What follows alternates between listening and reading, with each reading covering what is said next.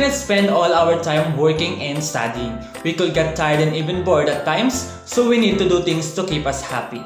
We need to do things to enjoy ourselves. That's why we need to spend the time taking part in recreational activities during our free or leisure time. So here are some indoor recreational activities that we can enjoy. The first one is chess.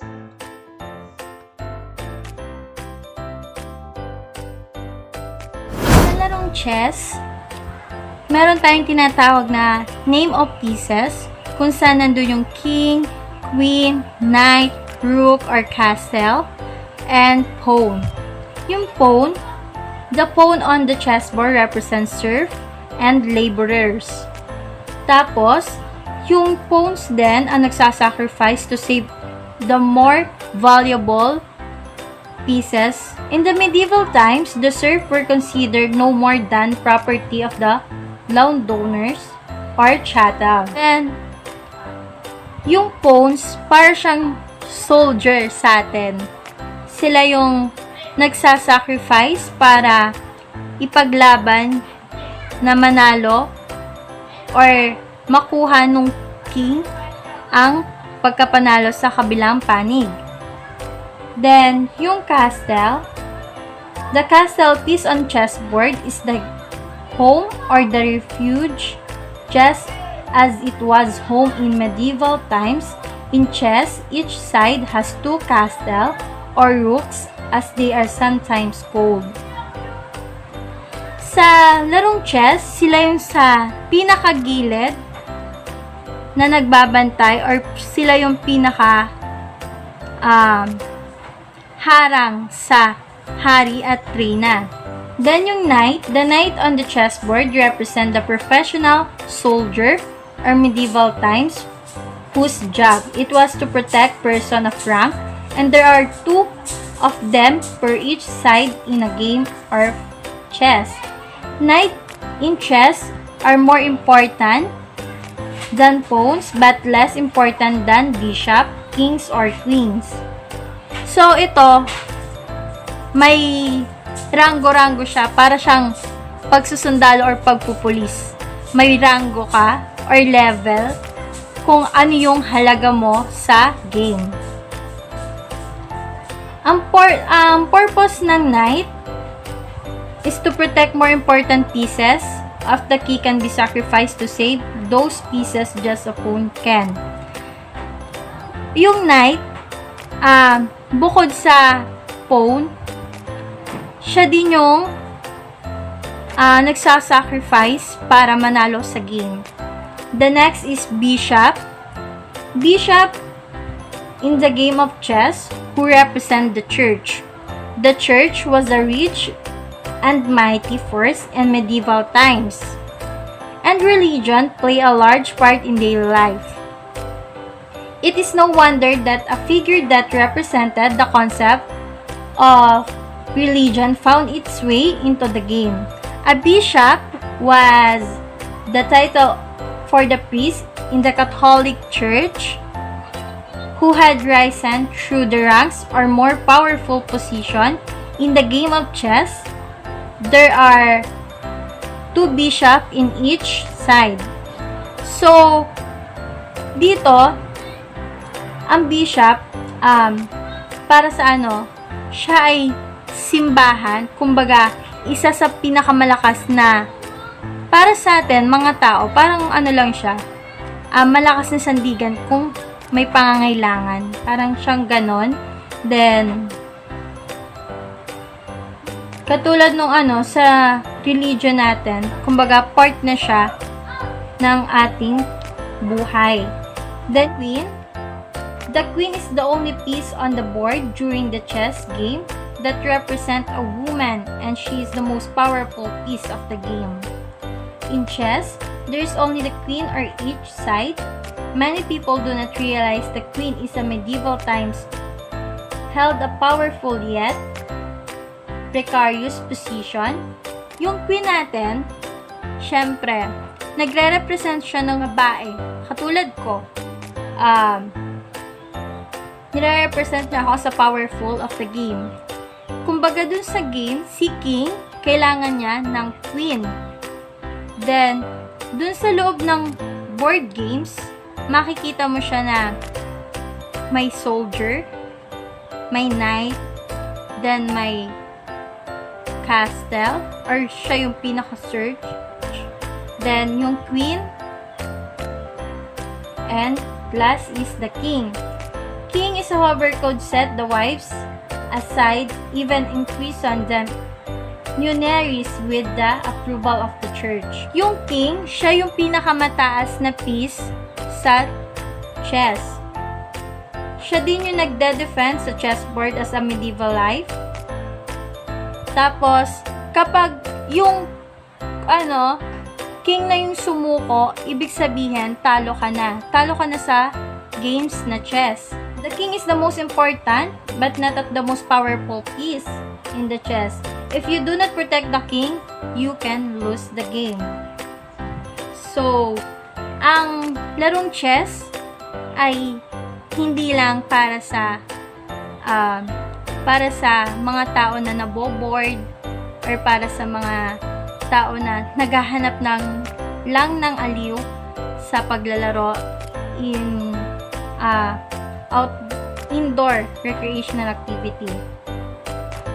So, ang chess ay ginagamit din natin sa school or ginagawa ng paliksahan kung sino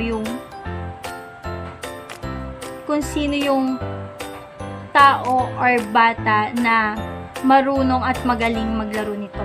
Then, dati, I want to share this. The first tournament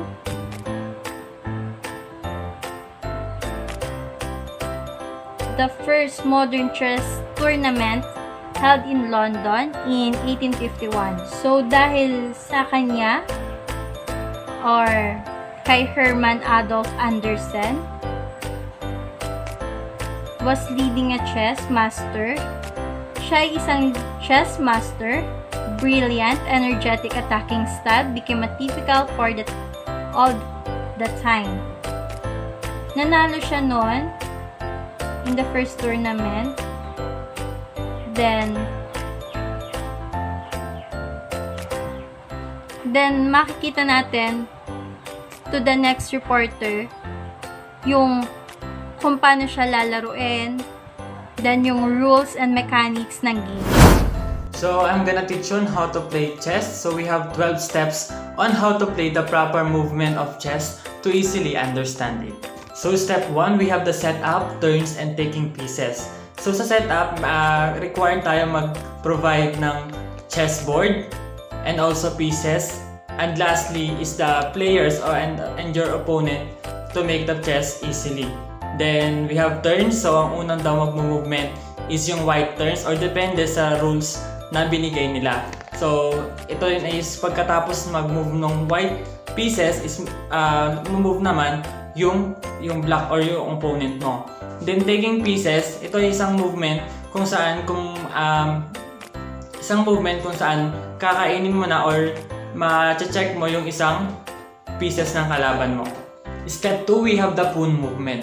So sa pawn movement, isang pieces lang siya mag-move yung pawn natin, pero any direction siya, which is kapag naka-check siya ng isang kalaban, so pwede siyang mag-move twice or thrice dun sa board natin. Step 3 is the rook movement. So ang rook movement natin, ang movement lang niya is forward and backward, pero itong movement to is pwede siyang umabot dun sa dulo o dun sa base ng ating opponent, at saka pwede rin siyang mag-check doon kapag may space siyang nakikita. Step 4 is the knight movement or kilala sa atin na horse. So ang movement ng knight is pa-L lang siya, which pwede siyang forward or backward, basta yung movement lang niya is pa-L. At saka kapag may nakita ka ng pwedeng kainin na pieces sa kalaban, so kung ano yung sakto na dumating dun sa dulo ng letter which is the L, yun lang yung pwede mong kainin. Step 5 is the bishop. So sa bishop, ang movement lang niya is pa-diagonal,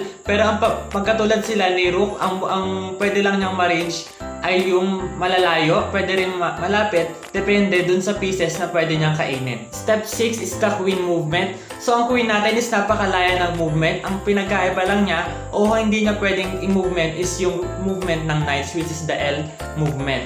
Ang pwede lang sa kanya is the rook, bishop, the pawn, and the queen itself. Step 7 is the king movement. So king natin is napaka-importante sa lahat. So kailangan hindi siya ma-check ng opponent natin at kailangan lagi siyang protected ng mga pawns natin or bishop or horse para hindi tayo matalo. So step 8, we have the special move and this is a castling. So mangyari lamang ang castling kapag hindi pa na-check yung ating king at kapag naka-move na yung knight at bishop. So mangyari lamang ang castling sa movement ng rook at saka ng king. So yun ang pwede nating ipag-shift para hindi na agad-agad ma-check yung ating king. Step 9, another special move and this is the empasan. So mangyari lamang ang empasan kapag yung pawn natin is nakaabot na sa base ng ating opponent. At pwede mo siyang palitan, it's either rook or bishop. At pwede mo siyang i-movement to through diagonal or horizontal. Step 10 is check. So malalaman natin na check na ang kalaban kapag open na yung king at pwede nang kainin ng ating pieces. So ang gagawin ng opponent natin is i-defend niya o ilalayo niya yung king sa ating mga pieces para hindi siya agad-agad matatalo. Step 11 is checkmate. So dito makikita na wala nang kakayanan yung ating opponent para i-defend yung kanyang king. So dito rin natin malalaman kung tayo ba ay panalo o talo. So kapag mula na ma-move yung ating opponent na king, so wala nang dahilan para siya ay manalo. So kung meron tayong checkmate, meron naman tayong stalemate na step number 12. Sa stalemate, pinapakita na parehas kayong na-check or continuous yung movement nyo sa isa't isa. And that's what we call attack. I'm Nicole Fortunaga and I will be tackle the rules of chess.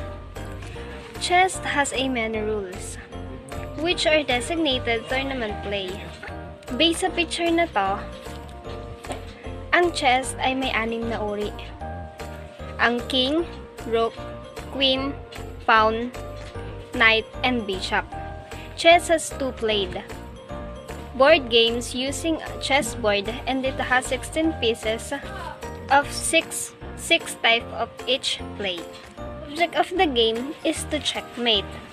Ang larong ito ay para ma-checkmate ang king ng kalaban. It happens when the king is put into the check and cannot get out of the check. Tatlong paraan upang maiwasan ng king ang check. Una, umalis sa kanyang pwesto, pero hindi pwedeng mag-castle. Second, i-block ang check gamit ang piece o i-capture or kainin. Ang pieces na umatake sa king. Pangatlo, kapag hindi nakaligtas ang check, ibig sabihin natalo na siya ng kalaban. Nan-checkmate ang kanyang king. May ibang special rules ang chess. Beginning chess players discover by quick that learning how to pieces move and the very tip of the chess playing. Ang special ability, ang pawns, na maaaring ma-promote sa kabilang species. Ang pawn ay pag nakarating na sa kabilang dulo ng board, kung nasa ng kalaban ng piece, ang tawag doon promotion. Ang pawns lamang ang pwedeng ma-promote, pero hindi siya pwedeng paltan.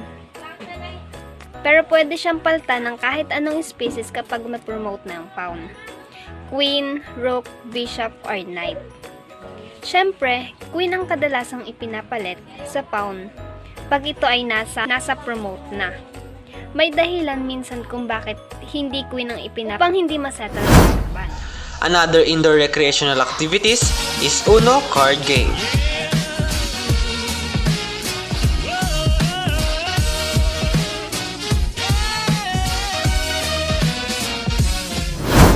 The Unocard origin history. The card's origin history was invented in 1971 by Barbara Merle Robbins in Reading, Ohio. Uno built original following in the US Midwest in 1970s. A card game based on Crazy Eights, Uno added elements like the Wild Plus 4 cards, River, Skips, and Draw 2 cards, as also known as action cards, and it required the player who was 1 card away from going out to declare Uno, or risk being challenged and forced to draw 2 cards. These elements made the game dung infectious. By the beginning of 1980s, the Robbins family knew it had a commercially viable game on its hands. Merely sold Uno rights to international games in 1981. Soon, it was a hit and practically the cultural phenomenon. Since 1992, when global toy brand Mattel bought the international games, Uno has been a Mattel game. The behemoth fan brand has taken Uno into nearly half-world countries and hundreds of millions of copies, and the game had been sold. So, good afternoon guys. Ipapaliwanag ko po sa inyo kung ano yung rules ng Uno, kung paano po maglaro ng Uno cards. So, andito po yung mga list na kung paano po yung rules. Basic Uno rules, the size of 2 standard card decks. Uno's decks allows up to 10 players to test their skills. So, inaalaw daw po dito na 10 players po yung pwedeng maglaro nitong larong Uno cards para matest daw po yung skills nila kung paano nila laruin ito. So, meron po dito na first dealing. Before your game, first hand, have each player pull a card from a shuffle Uno deck and display their card. The player whose card holds the highest point value will deal the game's initial hand. Uno's number cards are worth points equal to their face value, and action cards are 20 points, while all wild cards are 50 points. So, sabi daw po dito, before you game the first hand, kailangan daw po na i-shuffle muna yung card, then papamigay mo po siya sa mga player na 10 by 10, tapos dun po sa unang deck na card, kukuha po kayo ng isang card, tapos dun nyo po i-base yung mga card kung ano po yung kulay, kung ano po yung mga shape, yung numbers, color, tapos dun nyo po pagsusunod-sunod din kung paano nyo po mabuo yung mga cards. So, paano po ma-break yung mga ties na kinakailangan. So, meron po yung kasunod na setup. Nakalagay po dito ay next, place the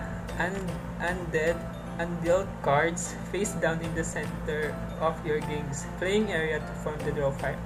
Turn one card up from the top of the draw file and place it besides the draw file. This up card forms the discard file and begins the hand. And sabi daw po dito, dun daw po sa card na nakababa, dun sa center, dun daw po manggagaling yung mga i-draw na game, yung i-draw na mga cards. So, kada draw po, magbababa po kayo ng card, then draw, then baba, tapos paulit-ulit lang po hanggang matapos po yung game, kung sino po yung mananalo sa huli. Tapos dito po, sa kahulihan yung gameplay, the player to the dealer's left acts first and play passes to the left. Each player matches the color or face value of the top card of the discard. So, sabi daw po dito, kailangan daw po kayo makapag-match ng colors, numbers dun sa card na mabubunot sa gitna po. Dapat po ay pagkakaparehas po sila, hindi po pwedeng magkaiba para po maganda po yung way ng card sa paglalaro nyo. At hanggang matapos po yung laro na na-enjoy nyo po yung laro. Yun lang po. Laruin ang Uno cards. Yun yung i-discuss ko ngayon. So, how to play an Uno card. Una, ito yung objectives ng Uno cards. The objectives of Uno card is to get rid of all your cards before anyone else does. You have a lots of fun cards to use and make others pick up cards. But, of course, those cards can also used by your opponents against you. So that's why it makes Uno game more excitement. So let's proceed to the first step. The first step of this game is shuffle the cards and deal 7 cards to each players. So the total cards of Uno card has 108 cards. Ang una mong gagawin ay isa-shuffle mo ito lahat. Lahat yun wala kang ihihiwalay. Then the next is distribute the cards to the players one at a time until it becomes 7 completed by 7 cards each players.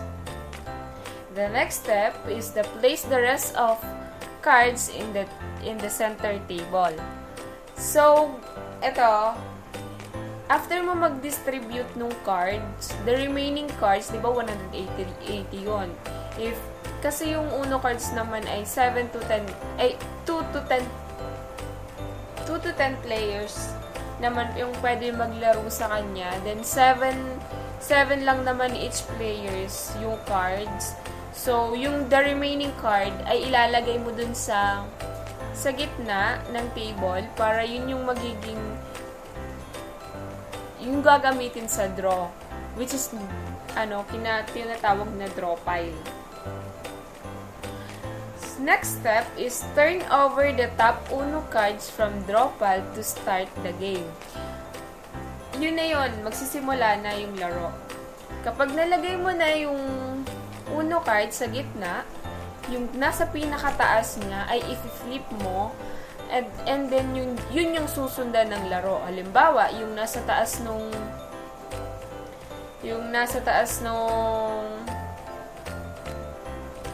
card ay 4 na red. Pwede mo siyang sundan ng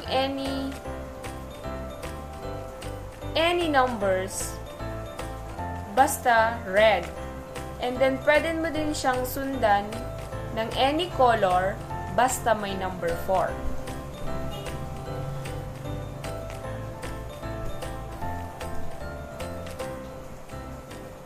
Yun yung tinatawag na discard pile. Next step is pick a card from the draw pile if you can play. Kapag may sinend yung kalaban mo or yung opponent mo, and then wala siya dun sa hawak mong card, pwede kang kumuha dun sa draw pile. Pwede mong i-keep yun or i-send mo yun sa kalaban mo or sa opponent mo, if I'm not mistaken. Next is pay attention to action and wild cards. So, ito na yung nagpapa-excite sa game, yung wild cards. Madami siyang, pwede ka mag-skip pag nakuha mo yung card na yon. Pwede mo siyang skip, pwede mo siyang i-reverse. And then, the next step is say uno. Say uno kapag isa na lang yung card mo. Yon. Then, play your last card to win the game. Yon. Yung kahit isa na lang yung card mo, pwede mo pa din siyang ilaban until the end. Kasi meron pa naman kapag hindi, then the next step is tally the points. Ito na nga yun. Hindi naman sa lahat ng oras ikaw lang yung makakauno. Ikaw lang yung makakakuha ng scores or yung isang card. So, ito na yung pinaka-last step, ay yung magtatali ng score. Tandaan na ang manlalaro ay nagwagi sa ikot ay maaaring sumali sa puntos. Kapag binilag ang mga card na mayroon pa ring ibang mga manlalaro, ang nagwagi ang isang namamahala upang maipon ang 500 puntos muna. Ang kabuuan ng mga card ay ginagawa tulad ng sumusunod. Isa, ang una, sa bawat deck, ang pagbabalik o nawala ng pagliko na gaganapin ng tumututol sa mga puntos ng 20 ay dapat idagdag. The next, para sa bawat deck na 4, pagbabago ng kulay na taglay ng tumututol na manlalaro ang idadagdag, ang mga puntos ay 50. Yung next naman, para sa bawat numerong deck na mayroon ka sa magkasalungat na manlalaro, ang kabuuan na gagawin ayon sa bilang ng card. Halimbawa, ang berdeng 3 ay magkakaroon ng mga 3 puntos. And that's all. Thank you.